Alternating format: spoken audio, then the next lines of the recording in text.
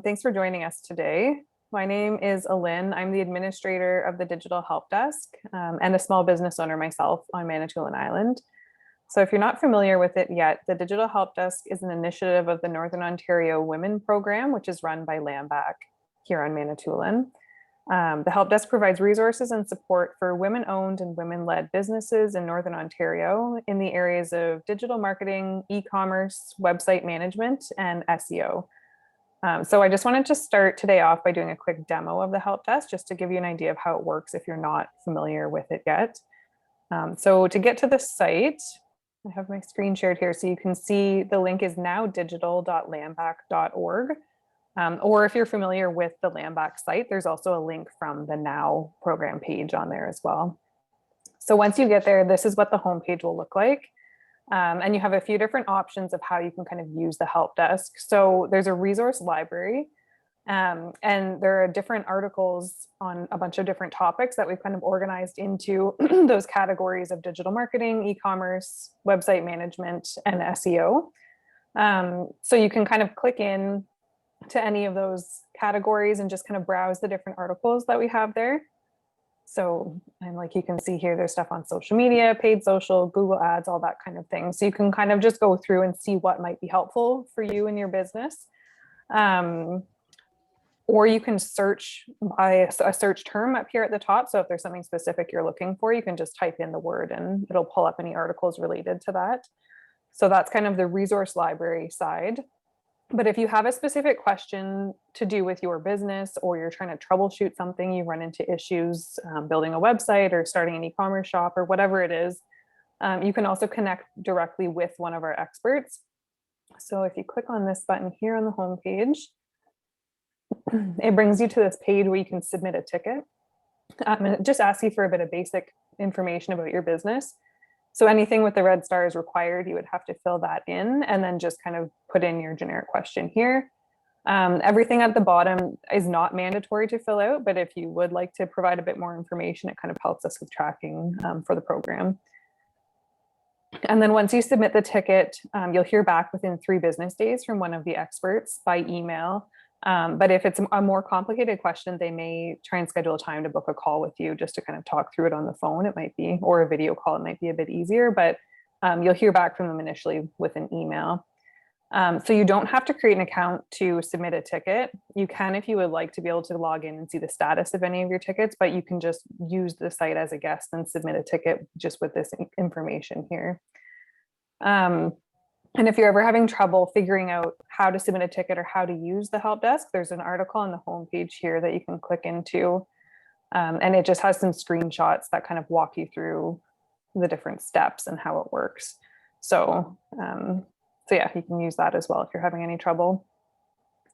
And there are French versions of most of the articles as well. So in the top right corner, you can see you can toggle between English and French.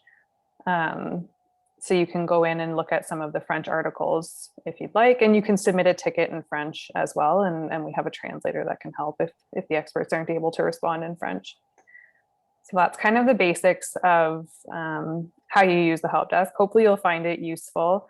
And we welcome any feedback that you have. This is still a relatively new program. We launched it this past winter. So if you have any feedback or things that you'd like to see on the Help Desk, by all means, reach out to us. You can always submit a ticket too if you click on the connect with an expert. And when you choose the topic, if you just do other, it will come to me as the administrator if you have questions just in general about the Help Desk as well. All right, so I'm going to stop sharing my screen. So yeah, we'll get started with the workshop now on owning prime real estate on Google through SEO. John will be doing a quick presentation, and then we'll leave a lot of time at the end for kind of a Q&A session. We're hoping that people will have questions, and we'll take this time with John to kind of engage and give some situations that you've dealt with your businesses. So throughout the presentation, we'll just ask you to keep your microphones muted. It's up to you whether you want to have your camera on or not. And then if you have any questions, we'll do the Q&A session at the end. Just to let everybody know, this session is going to be recorded and we'll post it on the Help Desk afterwards. So if you have any questions that you're not comfortable asking with the workshop being live and recorded, feel free to either type them in the chat or message them to me directly, and I can ask them kind of anonymously on your behalf. Or you can always connect directly with an expert afterwards if you have questions that you want to go into more depth on or want some more help with.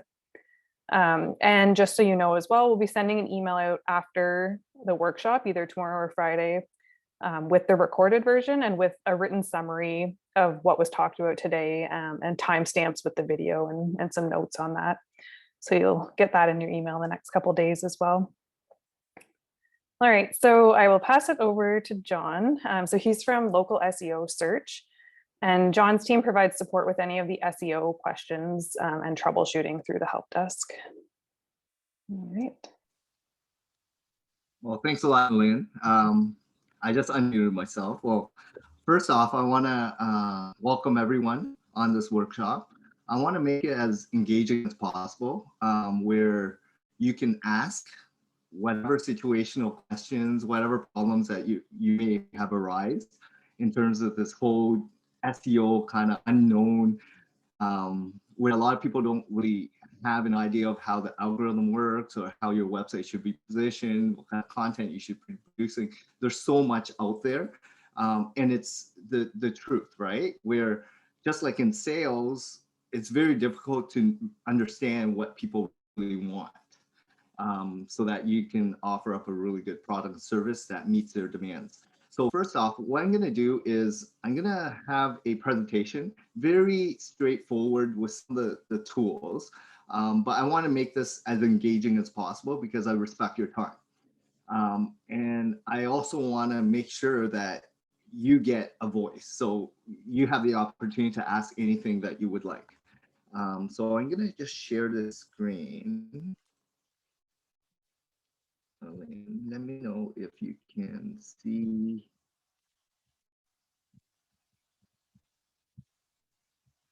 Do you see the periodic table? So with this periodic table, this is pretty much the lifeline of SEO.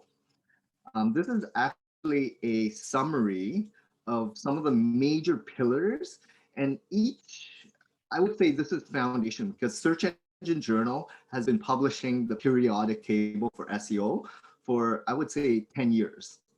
And every couple of years, they would go in and refresh it, just like that periodic table that you learned back in chemistry class with all those different, chemicals and different, for SEO, it's very complex as well. And yes, there's over 200 signals, but I wanted to at least go through this with you guys so that you understand like what it takes, what ultimately is required and needed to have an optimal campaign.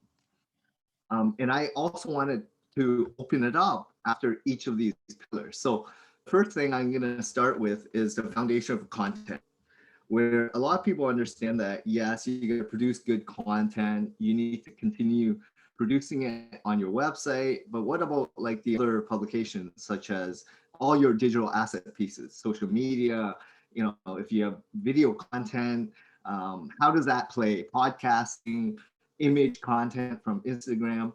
What's going on? Why are people consuming that content to then position you as a leader, right? So Google is always indexing your website. And with that in mind, you got to start producing quality, rich, well-researched depth, answering every question problem that people have, and positioning yourself as a industry expert. And that doesn't happen over days or weeks, and mostly not over months, but it takes time. And what I mean by time is years. Just like any professional trade or any specialist in any profession, in any profession, it takes time to position yourself as a leader. So when you're starting to produce content, who are you? What is your experience like? What kind of perspective are you bringing to the table? And why are you putting it on your website in the first place? Usually it's so that you can answer the problems that your customers or prospects have to then make them feel comfortable that you know how to serve them. So the true root of why you position good content on your website is to position to the users that you know what you're doing and how to serve them, right? So start listening to what your customers have in store, like some of the questions that they have or problems and situations, and start creating good topical relevant pillar content from your homepage, service pages, blog pages, and all your other digital asset pieces. So then you're positioned like a true leader.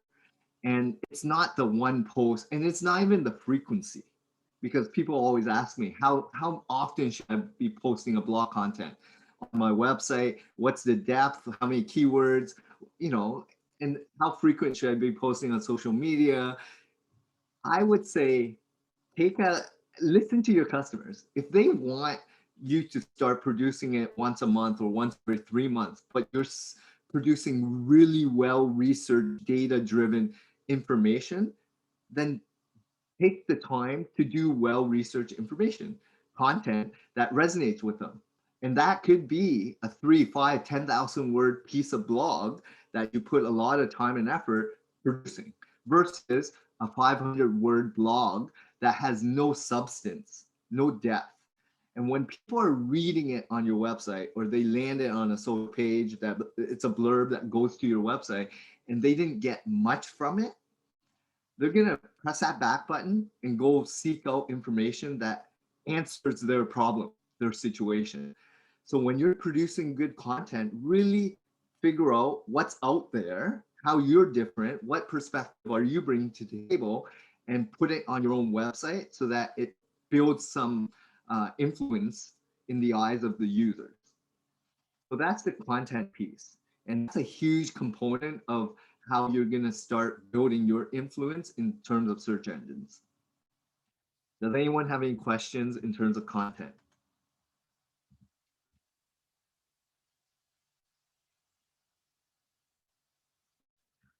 Okay, so I'm going to move on to architecture. And this is how you build your website. John, I think Barb had a question there. You can just unmute yourself if you do have a question at any point. Okay, just a quick question on blog where you were saying you could write 500 words or 10,000 words. Is there anything from SEO perspective that size, is there a more of an ideal size that would be attractive inside of that or not? Yeah, so there's a lot of parameters, and it all is based on perspective of what's ranking today. So for that given keyword that you're trying to rank for, you're answering a problem or a question, and you want to somehow create a blog on your website to also appear on that first page. You have to look at each of those first 10 listings and figure out what are the answers, what is provided as content, and how you're unique and different. Look at their length. Why are they ranking, and why when you're producing it, play in the same realm of what is ranking currently. So, and where do you find what's ranking currently? Google. Just through Google. Everyone has it at their disposal. Yes, there's software. Yes, there's a lot of data tracking. And I'm going to provide you a huge list of different tools and software. Thank you. But I would say go on Google today. What are the keywords that you want to rank for? There's 10 listings. Click on each page, copy and paste it on a Word file, look at the word count, look at the keyword density, look at the title tags, read the information, and create a piece of content that is either different and uses some of the pillars within those first 10 pages. Yes, that means you got to do a lot of work in terms of the prep, research, but that's what it takes to create good, compelling content that resonates with Google and ultimately your customers. So you cannot just create content for the purpose of thinking it's going to rank. You have to understand why Google is ranking a website first with that piece of content. Then you reverse engineer it so that you can then position yourself like the 10 listings currently in play. Hopefully that makes sense, Barbara. But good question. Thank you. So the second component, and there's 7 pillars of this periodic table, architecture. And what does architecture mean? When you're building a website, it's like the foundation of the website. And Google wants to make your website, it's easy for the users to find what they're looking for, navigate, have a good user experience, but also trust you as someone that's authoritative figure, right? So it has to be easy with no errors. So first thing is crawling your website so that there's no issues. 404 pages, URL structure is pretty easy. Mobile first, so it's mobile friendly. So people are navigating on different devices today, smartphones, tablets, mobile, whatever it may be, right? Like make sure that it is compressed and refigured depending on what devices you're using. The structure, which is how do people like websites? They usually there's a drop down. Usually there's some, when you hover at the top, there's homepage, about us, service pages, testimonials, or before after pictures or whatever, and then contact us page, right? So make sure that it's synchronized for what the users expect. And therefore don't change it up. Don't think you're different. Well, users will dictate what they like. And that's all based on what you see that's ranking on the first page. Don't change it up. Like, don't try to be special, right? And then you look at the purity as well, like the mobile experience and desktop experience. How is it similar? Because people want synchronism. They want people they want, I guess, something in common, right? They want to ensure that you are legitimate on mobile and desktop and tablet, so that it's a course of familiarity, right? So making sure that it's synchronized and people, have a good feeling that you know what you're doing on all devices. The URL structure, like I mentioned, keeping it short, keyword rich, and easy for Google to navigate, but also your users to distinguish this is a service page, about us page, home page, contact us page, etc. Duplicate content, right? Duplicate anything. Be smart about it. If there are content pieces, web pages on your website that are trying to compete for a specific term, right? There's a way and structure that you should really not compete. So if there's a keyword that you're trying to compete for on a service page, and then you have content on all these blogs trying to compete with the same kind of keyword that you're going after, it should be supplementary or complementary content pillars that should add value and support. So there's a structure that needs to play in terms of here's the major pillar money keyword that you want to go after. These are the subheadings that people may be asking.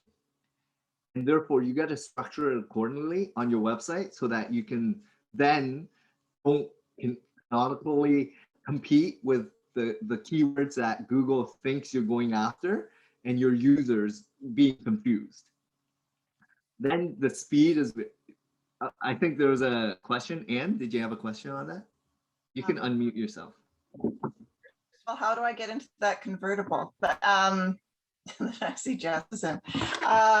Secondly, in terms of keywords, is there some way to determine, I mean, in my business, Muskoka's Incredible Race, I think that people are looking for maybe adventure, family, team building, but maybe the keywords they're searching are outdoors or fun, that kind of thing. Is there a way for me to look and see what people are actually, what keywords are more popular?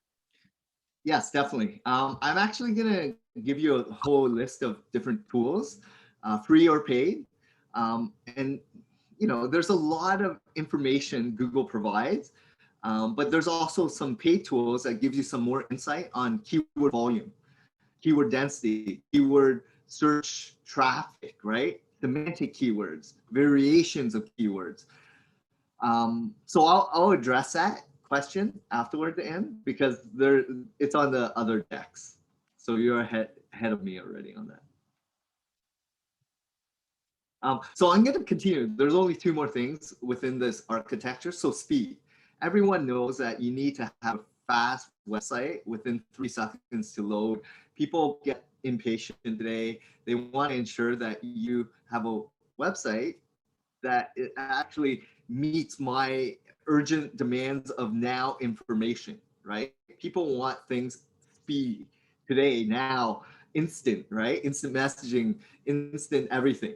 So you need to ensure that your website performs at its peak, making sure that it's compressed images, the content gets loaded really quickly, compress everything as you can on mobile, on desktop. If you have videos, you got to compress it so that it's mobile friendly as well as video friendly and website friendly. Secure your website as well, because people trust websites that are secure, SSL certificate, versus a non-secure website. It doesn't matter if you have a bricks and mortar product or service business that's not e-commerce. It's the user's mindset and intent.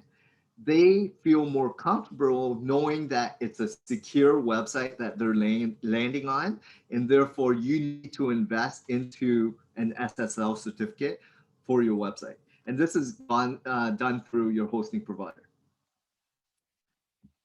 So that's the architecture.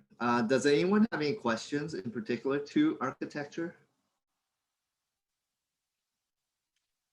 I was just wondering I know when you're talking about the speed, you talked about compressing images and videos. Do you have any recommendations on tools that people can use for that? I know there are like free websites that you can use to compress images, but do you have any like recommendations on that? I would always, because I have a graphics and video team, they have their own tools, and maybe there is a deck, there's a slideshow of all the tools and different, applications. I think it's in there as well. So again, Lynn, great question. It's in one of my next slides. Okay, perfect. So I'm going to continue. The next part is HTML, which typically a lot of people are like, oh, that's coding. Well, that's what Google understands, right? So you got to make it easy for Google to crawl and index your website for keywords and things that they expect, because it's zeros and ones, it's computer language, right? So you need to understand the whole algorithm and coding. So there's a lot of different ways to do this. There's a lot of plugins that you can add to your website to make it easy, right? But the key foundation is if you have a hard-coded website, which is from scratch, you build a website, or there's there's a lot of like Wix, Squarespace, Shopify, WordPress, Joomla, all these different, I guess, templated websites that you can use. So it's easy for you to make adjustments and changes, right? But it's still coded on HTML or C++ or different computer language. What Google is looking for is to make it easy for you to let them know what your information, your whole premise of the website is all about, right? So you should really focus on like terms, keywords, mentioning, what resonates, like what is the topical industry or vertical that you're playing in? What are some of the niches that you want to play in, refining in geographic territory or geographic area, as well as like refine the niche into like micro niches, right? So really embedding the keywords in the title tag, description, in the keyword, H1 tags, H2, understanding the synchronism of it, as well as keyword density within the content piece, understanding the ratios, understanding what is ranking currently, and utilizing what has worked and play it for your own website, embed it for your own website. Schema markup. So schema is structured data, and structured data is, and maybe I'll summarize what schema is in a more, what it says here is turning data so that it's an enhanced listing. Well, if you think about a podcast or a video, right? When you Google it now, there's timestamps on some of the topical information pieces that are within the video they talk about, right? So they structure it so that you can actually go fast forward to that specific segment of the video and watch it. Now your website has that ability as well for voice search, for any blog content. You can schema mark up your entire website so that if people are looking for just an FAQ of a specific question, they don't have to crawl and index your entire website because it's already marked up to answer that specific question, that specific page in your website. And hopefully that gets served up. So it's important to make it easy for Google to realize, for the user's purpose, that you have structured your website for the purpose of answering questions in an easy format for the customers and users. I know I talked about H1 tags, H2, and it's really headlines, right? So make sure it's keyword rich, answering problems, questions, use different hooks. Keyword density is important, making sure you test it, right? Like, is it at the beginning of the headline or at the end with the keyword rich? How often should you mention it? Different variations. A lot to do with testing. And then the fourth one is content shift. So minimal content shift upon page load improves user experience.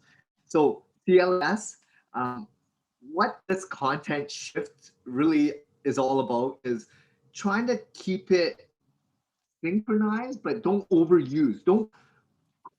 Don't keyword stuff information because it's not good for user experience.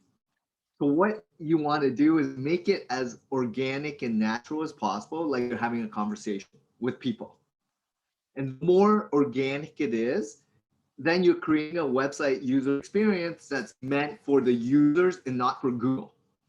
Because Google's trying to use their AI rank brain to figure out how to better serve you as a consumer of Google, right? Searching information. So they don't want people to hack and trick the algorithm, right? They want to make it as normalized as possible and natural as possible. So you have to do that as well. So if it sounds too, trying to do SEO or trying to stuff it, it probably is not a good thing. Make it as natural as possible. I already talked about descriptions. I think it's 155 characters in the description. You can try to maximize it. You can minimize it, put different keywords in there, answer the questions, depth, right? Understanding that the more natural you put the title tag, the description, the H1 tag, H2, it's really for conversion rate optimization. Because when you start ranking on that first page, then you're trying to get the user to click on your website, to convert to stay on your website, right? And if they don't have a good user experience clicking on your website because the question that they ask, yes, you're keyword stuffing in, you're putting a lot of the data that they're asking on that title tag and description, but nothing in that website reflects what they're searching for, then it's really poor user engagement, poor user intent, and therefore it's going to serve a very bad, poor experience for the users where they're going to click that back button. They're not going to stay on the website long, right? And the whole premise is to keep them engaged, answering the problems that they have, and positioning yourself as a leader.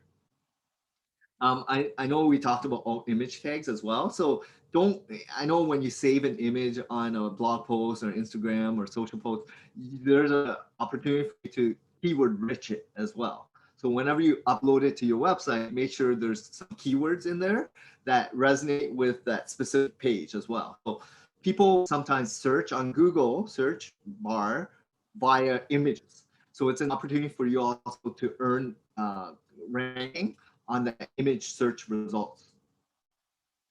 That's HTML. Does anyone have any questions upon that component? So so on Instagram, how do you put a keyword against your photo? So I don't really do Instagram. So I'm doing the website. SEO is really search engine optimization. Okay. Instagram is a different platform and medium like Facebook. Okay. Not a search engine. Okay. It's more of a social media engine. And with that in mind, if it's residing on your website, it should be all image tagged. So you Okay. can adjust the term. On Instagram, I don't know if there's a way for you to search images on Instagram.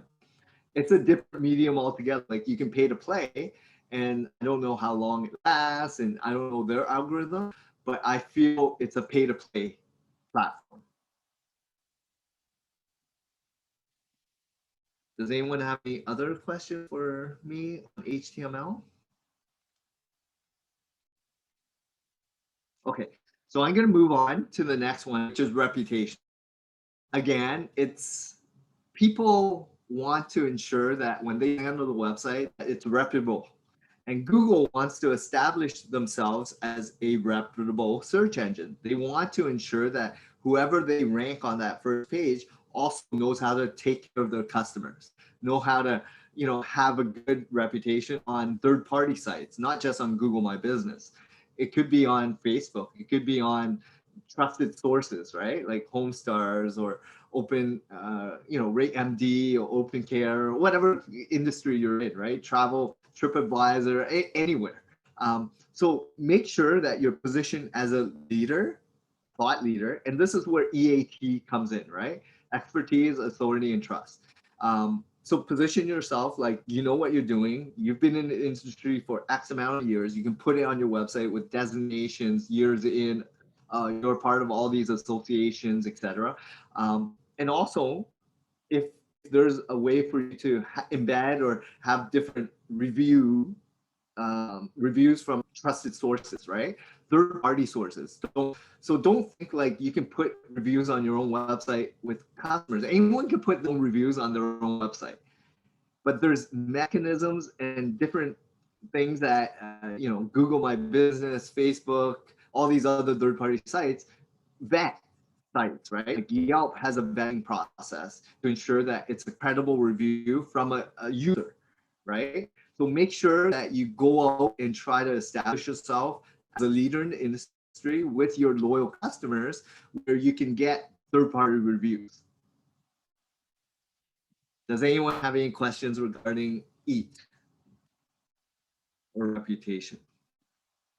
I think that's pretty straightforward because a lot of people today, when they're going to a restaurant or when they're traveling, they always look at the reviews, right?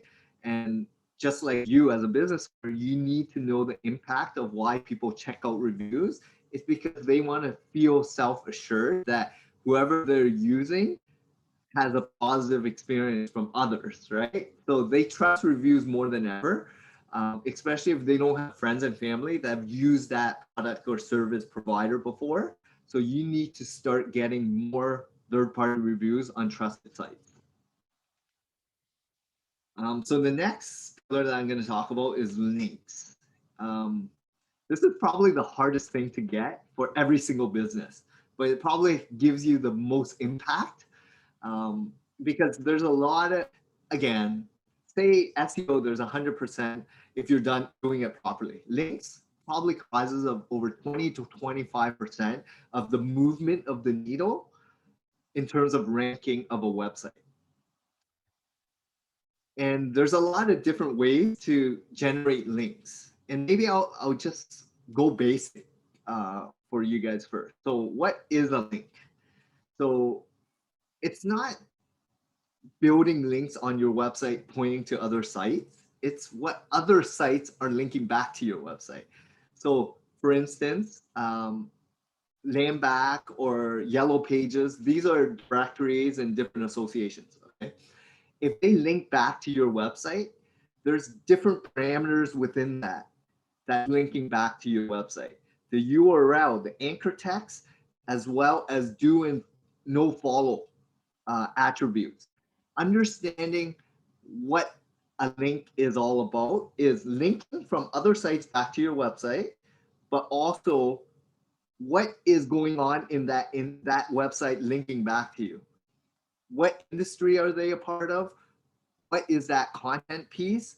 What is the anchor text that's linking back to it? What's the trustful like? What's the organic traffic like? Is it a do or no follow link?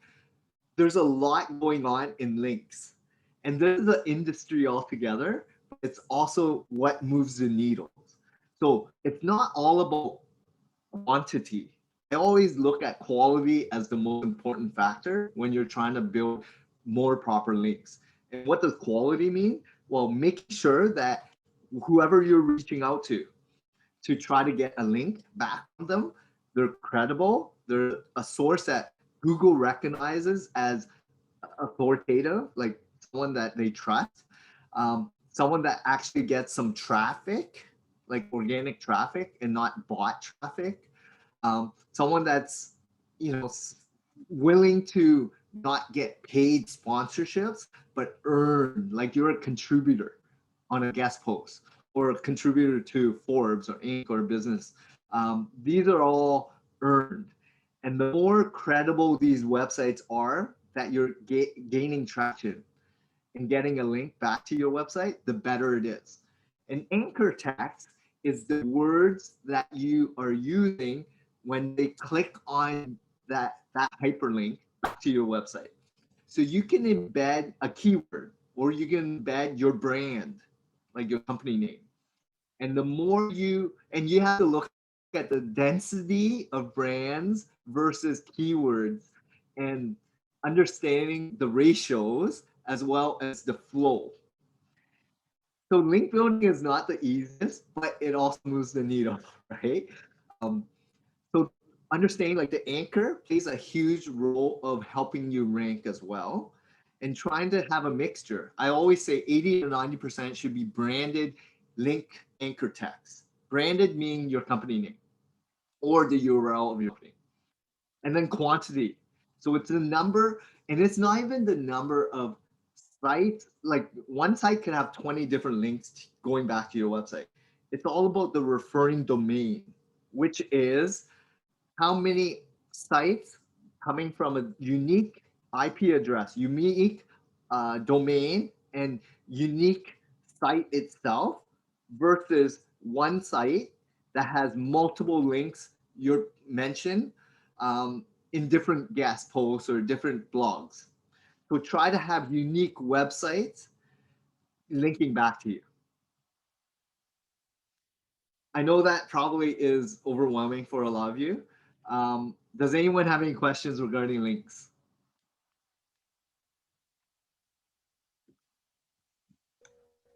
There will be something in your slide deck about that we're going to get about tools on how to make sure those linkage is done effectively. Yeah, links are, again, it's a new, all these are skill sets all together. That's why, like, when you're doing SEO, you need experts in, you know, development. You need experts in content. You need experts in link building, relationship management. You need experts for like social media and reputation management, because it takes a lot out of you to really dig deeper into how to do a proper SEO campaign. You know, like even if you hire like a one person to try to manage this, it's overwhelming for them to do it properly, to do it well. But yes, there's going to be some links on links, link building as well, and resources and references. So the next section is user experience, user intent. So we already went through 5, and now there's 2 more. Okay, user experience, and this is the whole premise of what Google is looking to do, right? Provide a really good user experience for you to continue going back to that website, or you know, Google as a search engine, and therefore you should establish your website to have the best user experience for anyone landing on your website. Which means you need them to stay on your website longer. You want them to embed information that's relevant, you know, internal link each content pillar pages, right? Service page to blog pages to contact us page, making sure the flow stays on your website and there's no outbound links going to other third-party sites. The more they stay on your website, the more inclined they will reach out to you or purchase a product and service, because they feel that you've answered all their concerns. They've, you know, usually the flow is go to the homepage, they go to the About Us page, they check out, you know, some testimonials, and they contact us, right? Like they do a purchase. So understanding the flow of the behavior of how people click on your website, and it's all dependent on the product and service and region, the industry that you're offering. But take a look at that. So user experience, does the site have a user experience that makes your users want to come back and read more? And then intent, right? Someone have a specific search intent, making sure it answers what the users are looking for. Usually when people are local, and I know Lynn's in Manitoulin, if you think about people who are searching, they're typically searching in neighborhoods, communities, and they're searching for specific, I would say, broad term, like a product or service that's broad, but with a locale next to it. So understanding how can you rank for the keyword in your market? Because it's a lot easier to rank locally than globally, right? Trying to rank for that global term if you're an e-com site is very hyper competitive. But if you try to minimize that location base to geographic area of 100 kilometers or say within Ontario, it's much easier to rank for that. Even the indicator of a country, right? The .ca domain is established in Canada. So depending on where you're servicing as your product or service, you want to have a website domain that maybe reflects what your users are used to here in Canada with a .ca versus a .com. But if you're e-commerce and you want to compete globally, you need a .com site. And then engagement, right? When people are coming to your website, are they answering and all the questions, are they answered there, or do they find like your everything in content, right? Do you have a chat bot? Do you keep them engaged while watching videos? Stuff that keeps them longer on your website will allow for a better user experience. So the more you invest into not just creating good content, but the content that resonates with your users and their expectations, because the more you produce quality, depth, well-researched substance, then they're not going to click back button or leave your page. So it's hard enough to not just rank your website, but then another thing is how do you keep them sticky long enough to then click that call button or purchase button or contact us button? Does anyone have any questions with user intent? Yeah, so when you talk about linking, so you're linking to somebody else. So to give you an example, my business is involving all the women entrepreneurs on Manitoulin Island. So when I do anything in the way of a blog or piece of information, I put a link to their site, but then I use it to open in a new window. Should I not be doing it at opening in a new window, or just when I'm doing a linkage, or not?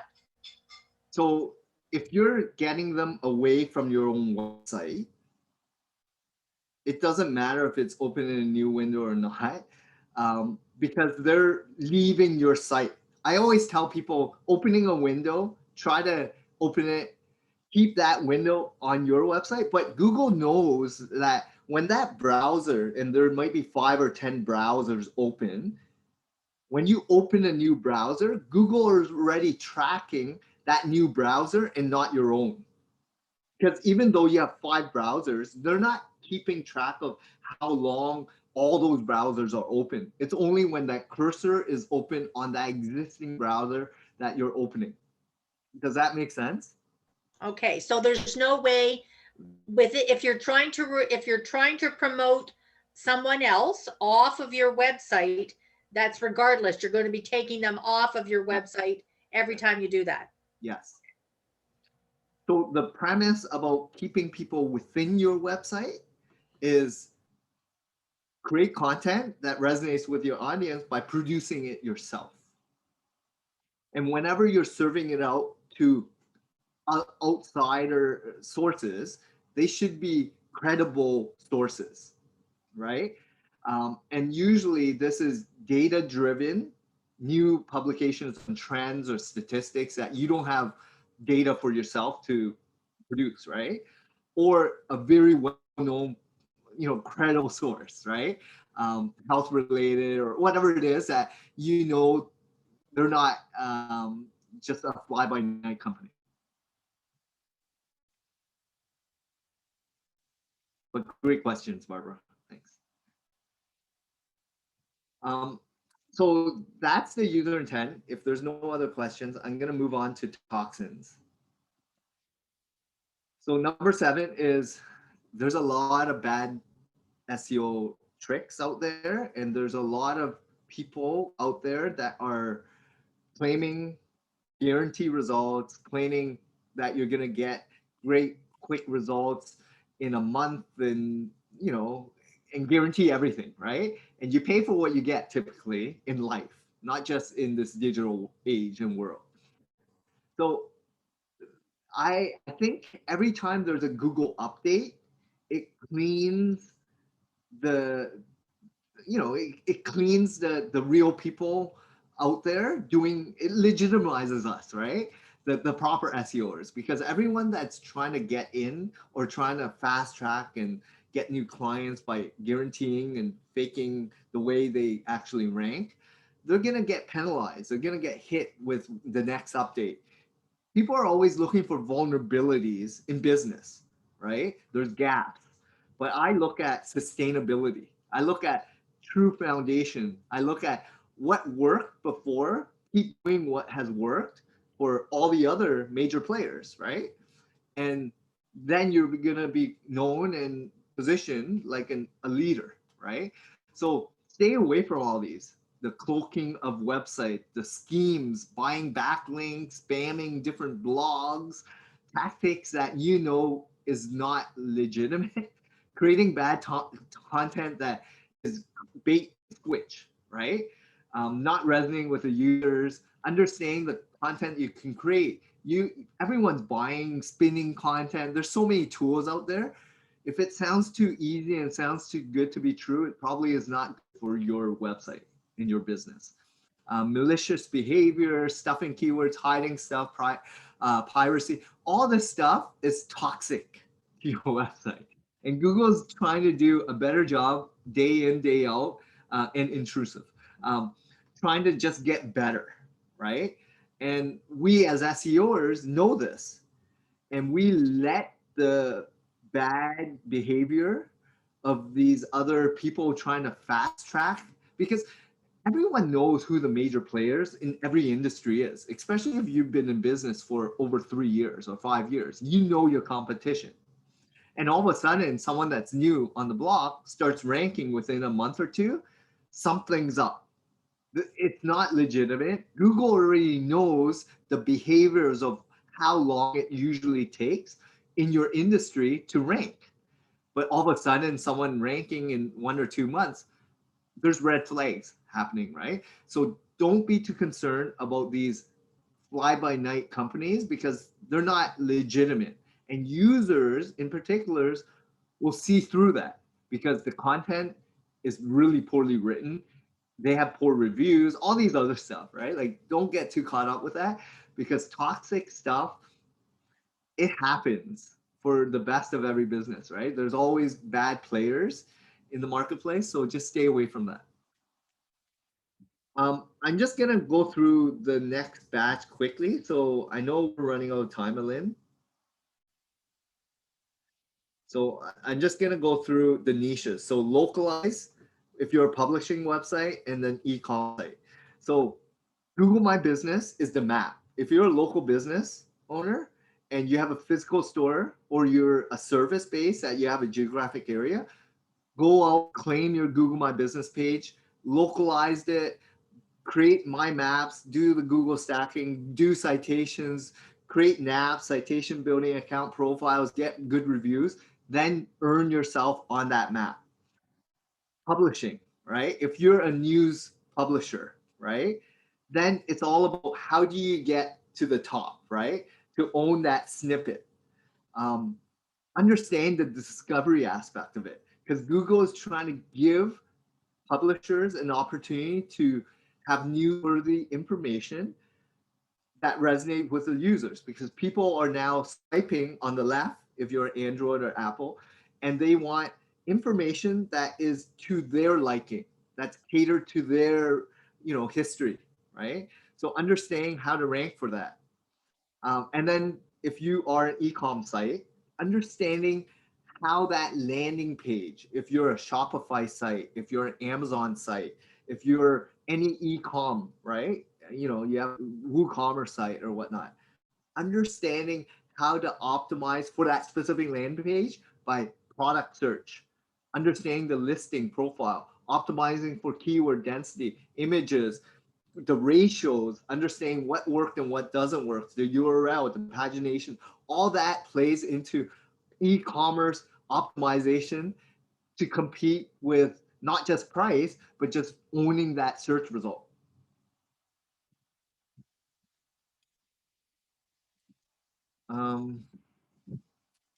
I'm gonna quickly go through the next couple of slides, but it gives you a summary of some tools. I know we're gonna share this, Elaine, but there's keyword tools. Some are free and some are paid. Of course, the free ones will have limitations in terms of depth and data. So I always tell people, if you're serious in this, pay for paid. Some of them are fairly hefty in price, but it also gives you a lot good credible data. I use Keyword Tool IO, I use SEMrush, I use a lot of different tools, and some of them cost between $100 a month to $500 a month. So it all depends on, this is a tool. The tool is only data. It's now how do you utilize the tool to help you get better with creating content that resonates with what people are searching. There's duplicate content tools, there's readability tools, there's thin content tools. The architecture also is important, right? How do you structure your website so that Google can dictate, you can have your website crawled more frequently without errors. There's a lot of tools here: informational, code audits, microdata, site crawling, mobile friendliness. There's testing tools and whatnot. There's more for speed, there's JavaScript, there's web design, there's tools for everything. The only problem is you don't have a lot of time to understand these tools, and then you need a skill set to actually deploy the tool that you learn from. So understanding this whole SEO world, it's great to know a little bit about it, but I don't know if your time, again, if this is something you enjoy and you have fun doing, go ahead, learn as much as you can. But find people. I always say, what's your time best suited for, right? Go out there, find people that love what they do in this field, and let yourself do what you love, right? So there's the plugins there's free and there's paid ones. There's Drupal plugins, Joomla, e-commerce site. This is all shared with you. So Lynn, you can share all this. And then on-page tools. You can check stuff, competitive analysis, estimate, ranking. There's so much information. And it's information overload. And there's constantly growing and learning in this whole digital age, in particular SEO. And that's why it's fairly complex. It's not for everyone. But when you own that prime real estate of SEO on Google, you're getting an abundant amount of traffic, of quality leads that are real buyers. And that's what ultimately what every business owner wants, right? But it's also a lot of, stuff to perform and get you there, right? So again, these are just analytic tools, eye tracking and heat maps, and we use a lot of these. We probably have over 20 plus tools for our agency, and we're spending thousands of dollars a month. It's a little bit different from a small, medium-sized business, right? So then you have to weigh the pros and cons, what's important for you today, and who are you competing with, right? And what's your bandwidth? What's your time worth, right? To learn it, deploy it, and actually wait to see results. So there's more off-page tools for backlink analysis, understanding what works and what doesn't. I use Ahrefs. We've used Majestic, SEMrush. All these are great tools, right? It's great to pay for a tool, but it's more important, what are you going to do with this tool set? You need an expert to perform the duties that the tool set uncovers for you, right? To analyze the gaps and opportunities. You know, and that's where this whole realm of SEO is, this black box. But when you uncover, peel the onion back, it's not as complex as you think if you have the right people, the right tools, and the right plan and framework, right? A lot of people are frustrated because they get promised without knowing what is involved. And it is very timely. It takes a lot of time and effort, but when you're doing it properly, you're gonna be happier that you invested in this because you now own that prime real estate versus renting space on a platform like Facebook and Instagram. And you know, you don't know the quality and profile of that user who are searching for that. And are they your avatar, your ideal customer? And are they your ideal lifetime value of customer, right? But with search, most people who are your most, you know, highest ticket item customer are finding you on search engines. There's some social media tools as well. So there's tons of tools. And again, I don't want to go through all of this. Lynn, is there any questions that you may have, or maybe open it up with the audience? Yeah, I think we can open it up for sure. And just so everyone knows, like I said at the beginning, we did record this session today, and we'll send an email out with a link. It'll be a Helpdesk article, so on the Helpdesk website, and it'll have the recording of the video as well as a written summary with timestamps of different topics that John talked about today. And we'll put links in for all of those tools if anyone is looking for something specific. So we'll send that out by email, a link to an article with all that information. But yeah, does anyone have any questions for John? I know we're getting tight on time, but if anyone does have any questions, we'd love to talk through them. Just a quick question. So in the slide deck of tools, can you point out which one, what link would be appropriate if you're looking for those keyword searches that you want to have with your industry? So if you're in accommodation industry, or if you're in a food industry or whatever, where are you going to find those keywords? So just, is there any, are they all, or do you just, is there one there you can recommend? So keyword tools, each of them scrape different data sources.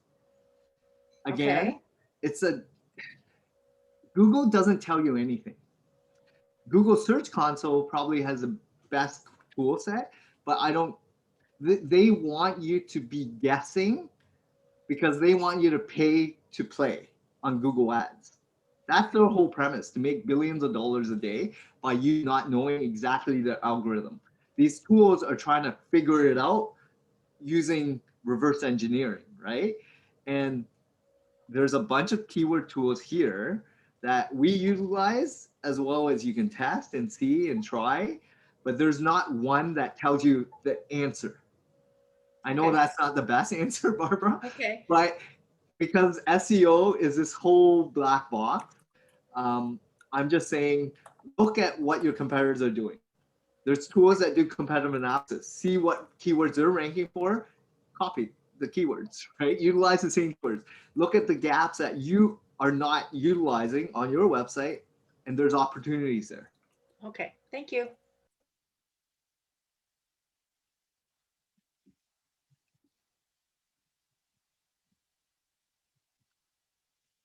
Okay, did anyone else have any last minute questions for John?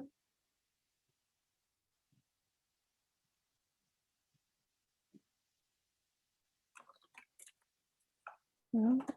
All right, well, if anything does come up afterwards that you think about, like I said, just send it through the help desk. So you can go to that main page, click connect with an expert. And if you choose SEO as the topic, the question will get routed to John and his team. So if, as you're trying out some of these tools, or you run into issues and you have some questions or troubleshooting or anything like that, feel free to reach out through the help desk afterwards as well. Yeah, and don't get too stressed over this. I know it's very overwhelming and stressful to try to uncover and learn this. There's a lot of video on YouTube. There's podcasts, there's blogs. But there's people like me, there's independent contractors, there's freelancers that love this stuff. You just have to find people that love what they do. You do what you love, just like in anything like plumbing or dentistry or whatever.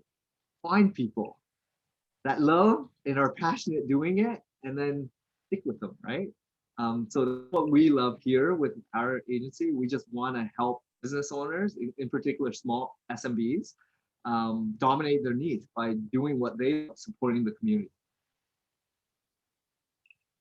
So thanks a lot, Lynn, for arranging this. If anyone does have any questions, don't hesitate, reach out, email us, check us out, comment, give feedback. Let me know if you liked it, if you didn't like it, ask anything you want. I'm here to kind of give and provide and answer any questions that you may have. Perfect. Thanks so much, John. All right. Thank you, Elaine. Thanks, everyone. Thanks, everyone, for joining today. Have a great Have a day. good day. Bye.